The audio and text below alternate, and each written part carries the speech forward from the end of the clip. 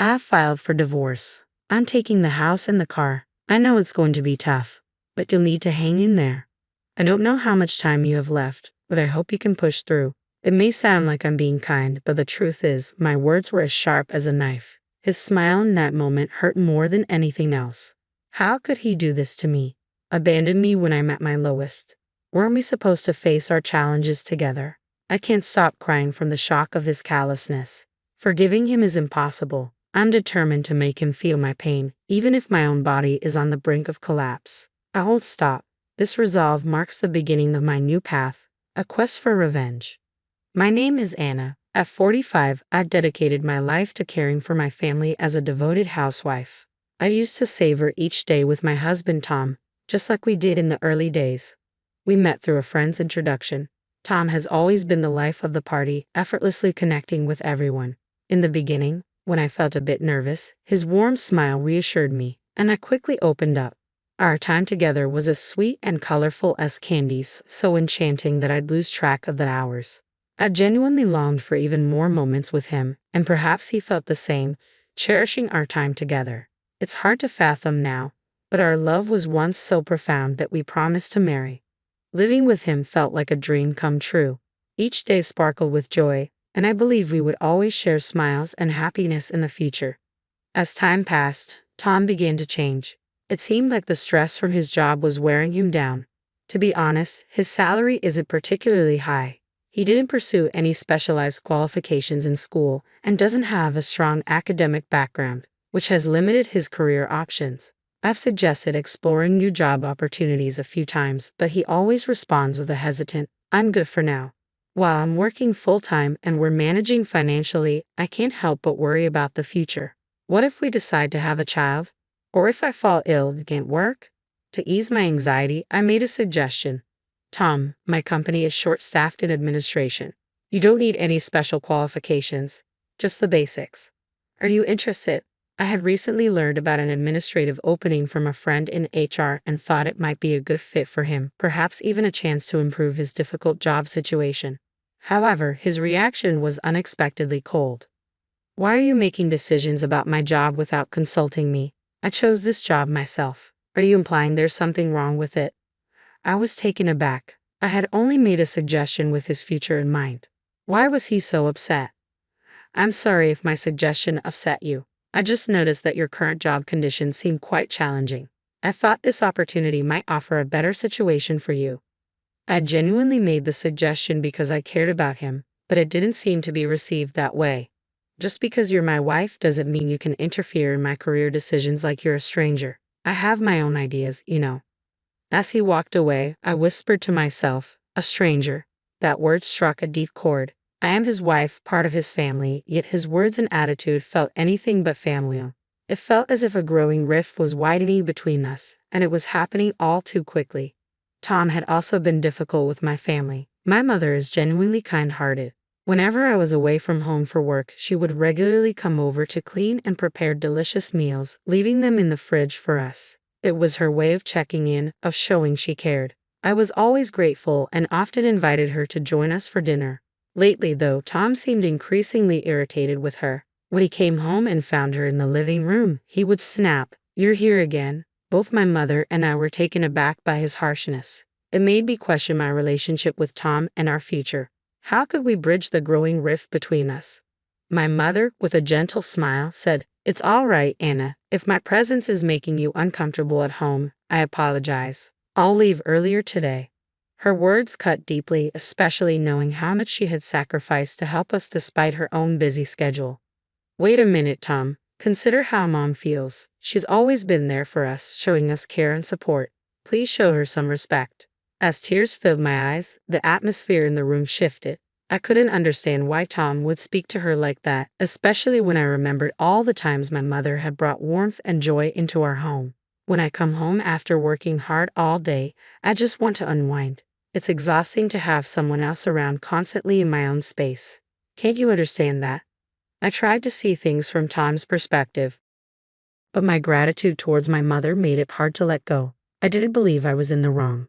It seemed like Tom was being increasingly stubborn, and I struggled to express my feelings in a way he'd comprehend. My mother said softly, Don't worry about it. If everyone's happy, that's what matters to me," and offered me a comforting smile. Her warm words filled me with profound guilt. That night, as I enjoyed the delicious meal she had prepared, I was overwhelmed with a mix of appreciation and remorse. Honestly, Tom was on my mind constantly. I spent countless nights pondering how to improve our relationship, but a much bigger challenge was on the horizon. At work one day, I suddenly felt dizzy and collapsed. Thankfully, my colleagues acted quickly, calling an ambulance that rushed me to a major hospital. The medical tests felt like a blur as they began. I tried to reach Tom, but he didn't answer. Then came the diagnosis: cancer. Fortunately, it was caught early, and with the right treatment, I was told I would be okay. Still, knowing that cancer treatments could be grueling, I prepared myself for the long and difficult road ahead. I told Tom about my cancer diagnosis and hospitalization, but his reaction was nonchalant, leaving me feeling isolated. Despite his indifference, I resolved to concentrate on my treatment, convinced that moving forward was the only path. The treatment was far more challenging than I had anticipated, and my health declined swiftly, forcing me to remain in bed for most of the time. Then, one day, in the midst of this struggle, Tom unexpectedly showed up in my hospital room. "How are you feeling?" he asked, his tone casual. "It's been pretty rough," I replied with a hint of sarcasm. "It might have been a bit easier if you had been here." Honestly, I was frustrated by his lack of urgency. Why hadn't he come sooner? His support could have meant so much during these difficult times. Instead of feeling relieved at our reunion, I felt a wave of irritation as I thought about our past. Then, what he said next left me completely shocked. "I filed for divorce. I'm taking the house and the car. I know it's tough, but you'll have to hang in there. I'm not sure how much time you have left, but I hope you keep fighting." "Wait, are you serious?" I exclaimed. "Divorce?" A storm of questions swirled inside me. Didn't we promise to stick together through thick and thin? I always believed that true couples face challenges side by side.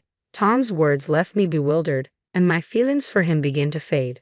I realized I no longer needed him. I would move forward on my own. I'll just forget about him, I whispered to myself. I resolved that he would regret underestimating me. But first, I needed to end our relationship properly. "I understand. I'm sorry for everything. Keep the house, the car, whatever you want. If you need compensation money, I'll provide it. Thanks for everything," I said. Tom looked taken aback initially, but quickly donned a smug smile. "I didn't expect you to accept so easily. I thought you put up more of a fight. Anyway, take care of yourself, and don't bother inviting me to your funeral." As I watched him walk out of the room, I couldn't help but smile. He doesn't realize he's fallen right into my trap. It will be fascinating to see how his life unfolds from here. I reached out to a former colleague from a company I knew. "Hello, it's been a while. I need a favor. Can you help me out?" He seemed surprised at first, but after I explained the situation, he agreed. "Sure, let's give it a try." Everything was in place. The thought of Tom's shocked and anxious reaction made me smile. This new excitement even gave me a boost for my medical treatment. A few days later, after one of my treatments, I noticed that Tom had called me 200 times. The anticipation of his reaction was oddly thrilling. Once I settled down, I called him back and heard his voice trembling on the other end. "Anna, please help me. I never expected this," he pleaded. The sound of his distressed voice made me chuckle to myself. This was precisely the outcome I had planned. On the phone, I feigned concern, trying to sound empathetic amidst his frantic background noise. "Tom, what's going on?" I asked. He took a deep breath and said, "My name's on the company's layoff list. I can't believe this is happening." As I listened to him, I couldn't help but smirk. Everything was unfolding just as I had planned. The person I had contacted was the head of sales at my company. I had requested him to review the business dealings with Tom's company. Initially, he was puzzled, but after reviewing the transaction history, he decided it was better to pursue a different partner. That's why Tom's company had begun reaching out to me. It was time to reveal something I had kept to myself. "You know the rumors circulating about you and the new girl at your company? Everyone seems to like her because she's so cheerful, but there are whispers about an affair. Is that true?" I could hear the disbelief in Tom's voice. "Are you serious? This has to be some kind of joke." His reaction was understandable. After all, who would expect an ordinary employee to have any influence over his work? Surprise. "Well, I'm actually the CEO of this company." There was a moment of silence as I could sense Tom was at a loss for words.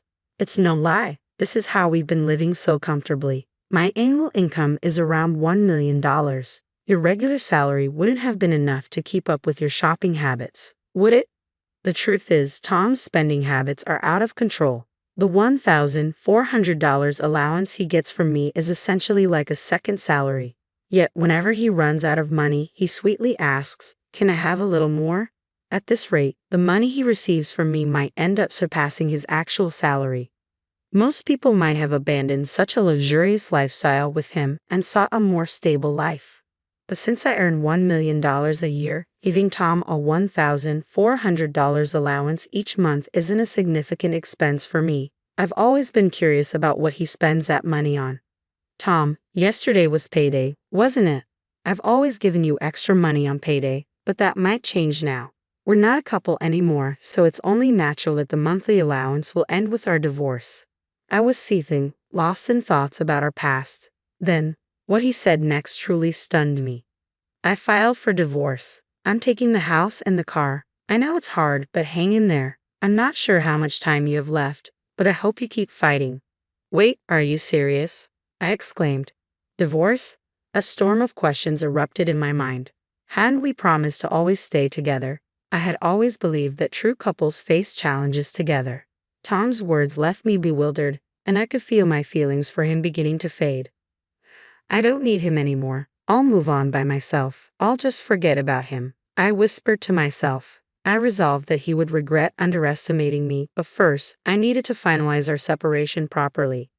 "I understand. I'm sorry for everything. Keep the house, the car, whatever you want. If you need compensation money, I'll provide it. Thanks for everything," Tom said. At first, he seemed surprised, but his expression quickly shifted to a smug smile. "I didn't expect you to accept so easily. I thought you'd cause a scene. Anyway, take care of yourself, and don't bother inviting me to your funeral." As I watched him walk out of the room, I couldn't suppress my smile. He had no idea he had walked straight into my trap. I was curious to see how his life would unravel from here. I called a colleague from a company I knew. "Hello, it's been a while. I need a favor. Can you help me out?" He sounded surprised at first, but after I explained the situation, he agreed. "Sure, let's give it a shot." Everything was set. Just thinking about Tom's shocked and anxious reaction made me smirk. This new sense of excitement even gave me a boost for my medical treatment.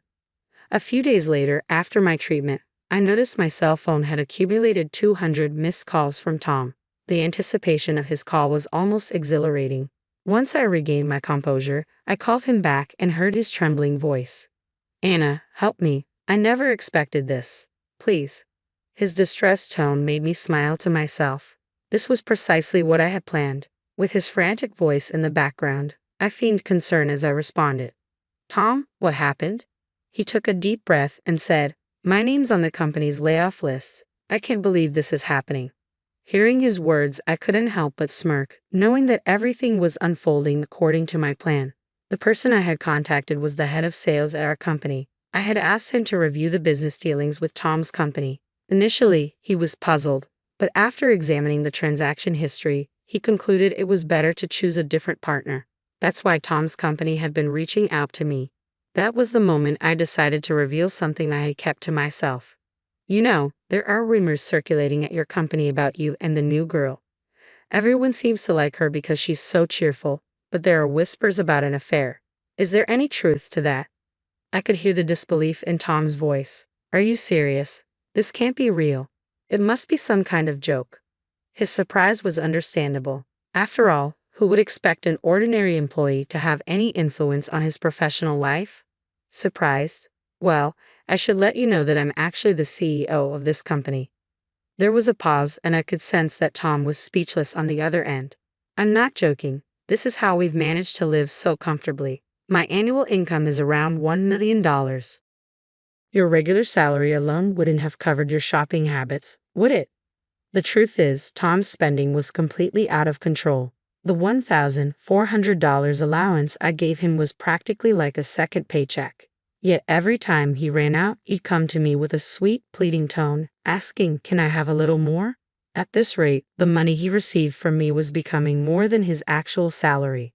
Most people might have abandoned the luxurious lifestyle and sought something more stable, but with my $1 million annual income, giving Tom a $1,400 allowance each month wasn't a significant burden. Still, I'd often wondered how he spent all that money. Tom, wasn't yesterday payday? I've always given you extra money on payday, but that's going to change now. We're not a couple anymore, so you can't expect that monthly allowance after our divorce. I couldn't help but wonder how he'd manage on his own from now on. Be mindful of the mortgage on the house. It's $2,000 a month. I know it will be challenging, but you need to manage it carefully. If you fall behind on payments, you could end up losing the house. While a $2,000 mortgage isn't a problem for me, it's a hefty amount for Tom. His reaction was one of utter disbelief. He kept repeating, "Really? And that's crazy." What I said was the reality of the situation. This is the outcome of all the effort I put into preserving our relationship. Yet Tom took advantage of me and focused solely on his own desires while I was by his side. Maybe now it's time for him to face the repercussions of his choices. Why did it have to come to this? I've been laid off, and now I'm scrambling to figure out how to make ends meet. How am I going to pay the rent this month? His voice was filled with despair, clearly overwhelmed and uncertain about his next steps. If I were in his shoes, envisioning a brighter future would be nearly impossible. It must be a bewildering and stressful situation, but this is the result of his own past behavior. Had he shown genuine respect and care for me and my family, we wouldn't be in this predicament.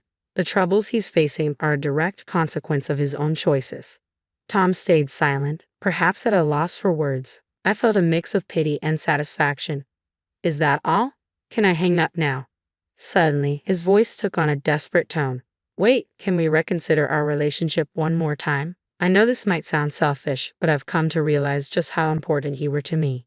The thought of starting over with him made my heart race. After all the pain he had caused, the idea of going back felt overwhelming. He took a deep breath, trying to steady himself. I know I've been reckless lately, and I'm truly sorry I couldn't visit you more in the hospital. Once you're better, I'd like us to go somewhere peaceful and have a relaxing time together. I want to see your smile again. His words stirred up a wave of nostalgia, reminding me of what he said the day he proposed. If we're together, every day will be filled with laughter. Let's get married and build a happy future together. At the time, I was swept away by his promises and dove headfirst into our life together without much thought. But married life was far from easy, burdened by his reckless spending. I often wondered if understanding him better might have led to different choices. Tom's voice grew softer and more fragile. Anna, I can't imagine my life without you. I want us to face life's challenges together and start anew. Can we give it another chance? His voice was laced with sorrow and trembled slightly. Yet reflecting on our past made it hard for me to fully believe in his words. Stop it. We're done, aren't we? I've chosen a new path, and I can't turn back, I said firmly. I detected a hint of sadness in his voice. He genuinely seemed to wish for reconciliation. But please let me say one last thing. I truly loved you, Anna. If you ever change your mind, in the past, I might have been tempted by such words, but I've made my decision about the future and our relationship. I refuse to be swayed by his empty promises. Enough already. Words like that won't change my mind. You have another girlfriend now, right? Maybe you should focus on making things right with her. I knew Tom was seeing someone else, thanks to information I got from his boss. With that knowledge, his declarations of "you're special to me" felt utterly hollow. It was clear he'd say anything that suited him in the moment. It's infuriating how he only reaches out when he needs something and turns away when things get tough. He only asks for help when he's in a bind. We can't be together anymore. Focus on spending quality time with her, forget about me. I won't be reaching out. If there's anything you need, contact my lawyer. Take care of yourself, Anna. Please reconsider. I can't bear the thought of living without you. You're the only one who believes in me. His words seemed sincere, but letting him go might mean his life becomes even harder. That's his choice to make. I have my own life to focus on and move forward with. Tom, I need you to move on and start standing on your own 2 feet. I ended the call and updated my settings to block any further contact from him. My lawyer informed me that Tom was persistently trying to reach me, but my decision was final, so the lawyer honored it and withheld my details. To my surprise, my lawyer suggested pursuing a claim for damages. Initially, I hadn't considered it, but it seemed like a potential way to secure compensation. I knew Tom and his new partner weren't financially stable. There were rumors about Tom's significant debts and his struggle to repay them. After investigating his partner, I discovered she was also facing financial troubles and had fled from them. Her family was outraged and had her working hard at home to make up for her missteps. Every action has its consequences, and it seems they are now facing theirs. I've conquered the battle with cancer and am fully recovered. The extensive treatment I underwent was demanding, but my rapid recovery astonished the doctors. They called it miraculous. With my health restored, I'm finally free to embrace the life I've longed for. I am profoundly grateful for the unwavering support from my friends who have been a pillar of strength throughout this journey. Now, I'm ready to embark on the next chapter. I'm excited for the adventures that await. When I returned to the office, I found a letter on my desk from the thoughtful sales manager. His heartfelt words deeply touched me. As news of my single status spread among my colleagues, some of them kindly offered to set me up with potential matches. However, given my recent past, I'd prefer to savor this time on my own a little longer.